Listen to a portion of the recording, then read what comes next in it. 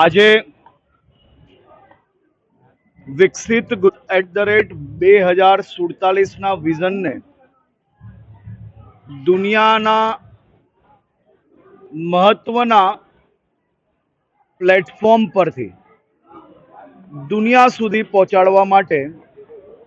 ગુજરાતનું એક પ્રતિનિધિ મંડળ વર્લ્ડ ઇકોનોમિક ફોરમમાં ભાગ લેવા માટે જઈ રહ્યું છે. વર્લ્ડ ઇકોનોમિક ફોરમમાં ગુજરાતની જે લેગેસી છે, ગુજરાતની જે ઓળખ છે, જે વર્ષો વર્ષથી દુનિયાભરની કંપનીઓ માટે ઇન્વેસ્ટમેન્ટનું સૌથી મોટું પ્લેટફોર્મ જે છે તેને આ લેગેસીને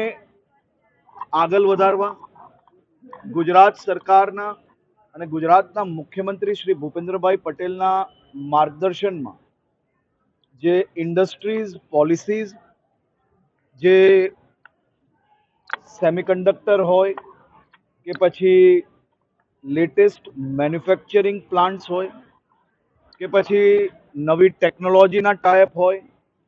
કે ડિફેન્સની વાત હોય, ઇલેક્ટ્રોનિક્સની વાત હોય, આ બધા જ મેન્યુફેક્ચરિંગ હબ તરીકે ગુજરાત એ સૌથી પ્રિફર્ડ ડેસ્ટિનેશન તરીકે વર્ષોથી દુનિયાભરની અંદર ઓળખાય છે. અને આ જ ગુજરાતના યુવાનો માટે હજી વધુ નવી તકો કઈ રીતે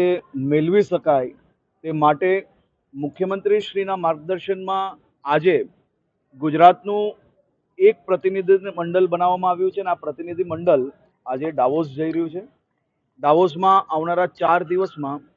કુલ હું 58 બેઠકોમાં ભાગ લેવાનો છું, જેમાં આ બધા જ ઇન્ડસ્ટ્રીઝ અલગ અલગ ઇન્ડસ્ટ્રીઝ આવી રહી છે અને અલગ અલગ ઇન્ડસ્ટ્રીઝના જે સિનિયર મેમ્બર્સ છે એ લોકો જોડે ટીમ ગુજરાત આ મિટિંગમાં ભાગ લેશે.